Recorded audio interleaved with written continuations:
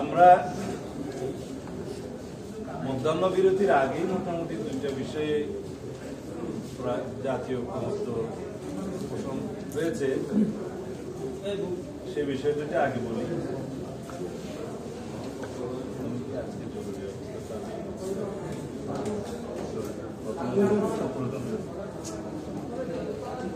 ইতিপূর্বে আমাদের এই দুইটা বিষয়ে কিছুটা অগ্রগতি ছিল, যেহেতু সেই সময় কোনো উপসংহারে আসা যায়নি, সেজন্য আজকে আবার বিষয় দুটি উত্থাপন করা হয়েছে।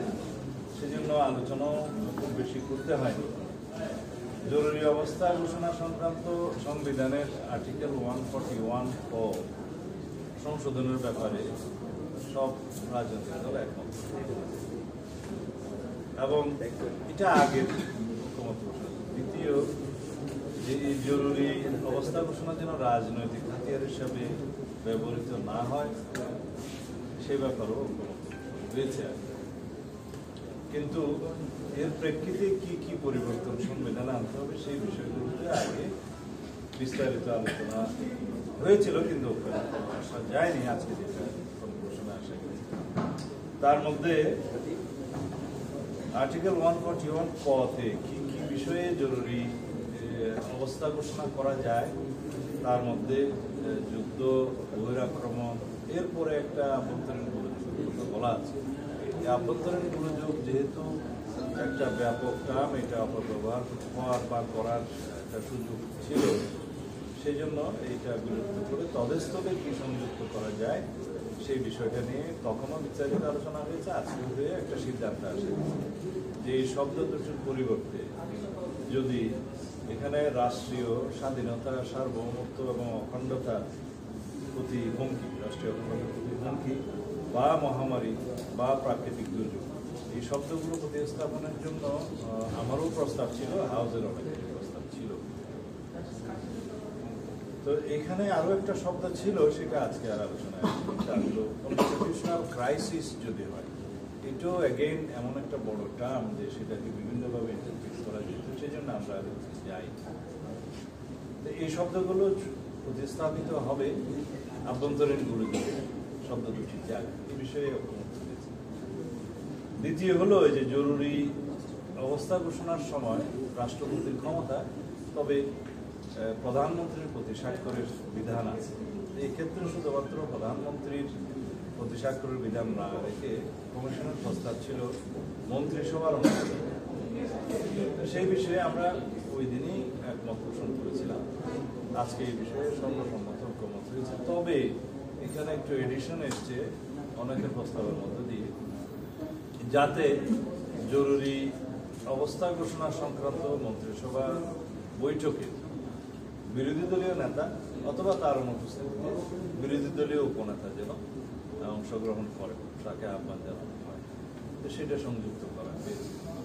আর জরুরি অবস্থার সময় কি কি বিষয় জরুরি মানে অবস্থা বা জরুরি আইনের বাইরে থাকবে, সেই বিষয়ে ওই দিনই সেটা একমত আসা গেছিল যে জীবনের অধিকার, রাইট টু লাইফ, এটা যেন প্রোটেক্টেড থাকে জরুরি আইন ঘোষণা হলে। তখন আমার প্রস্তাব ছিল যে আর্টিকেল 47 ক যাদের বিরুদ্ধে অ্যাপ্লাই হয়।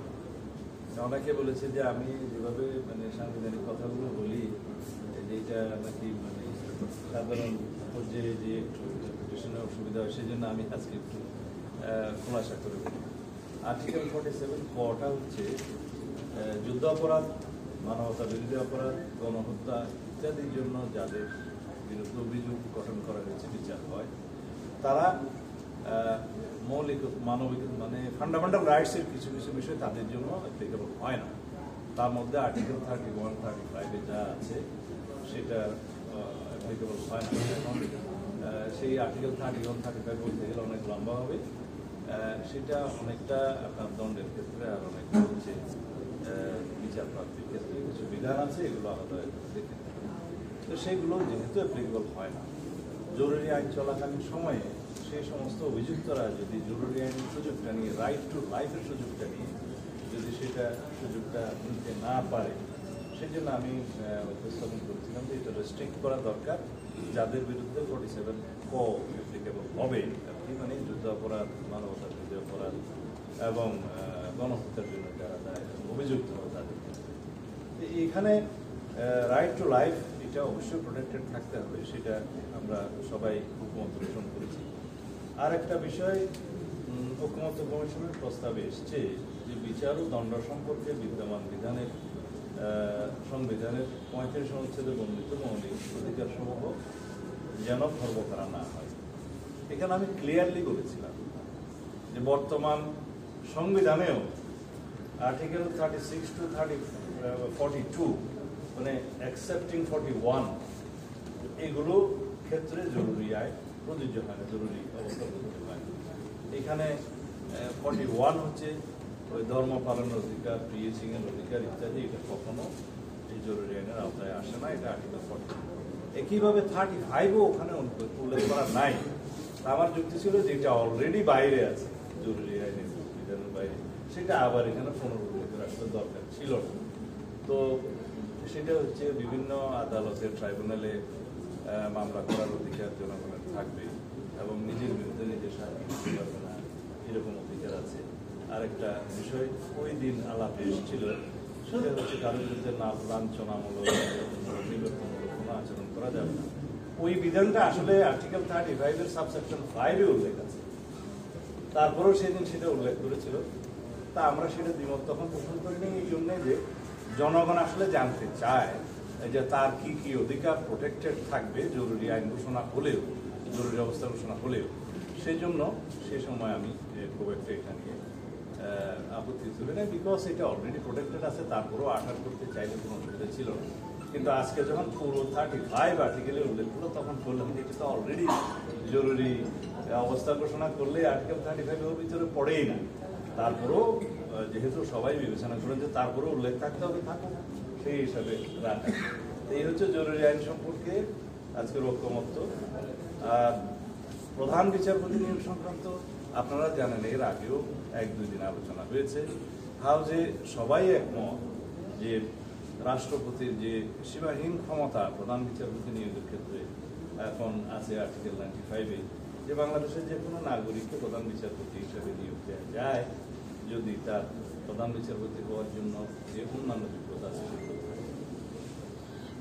সেখানে হাইকোর্ট ডিভিশন বা আপিলেট ডিভিশন বা অন্য কোনো ক্রাইটেরিয়া ওখানে কোনো কিছু উল্লেখ করা নাই।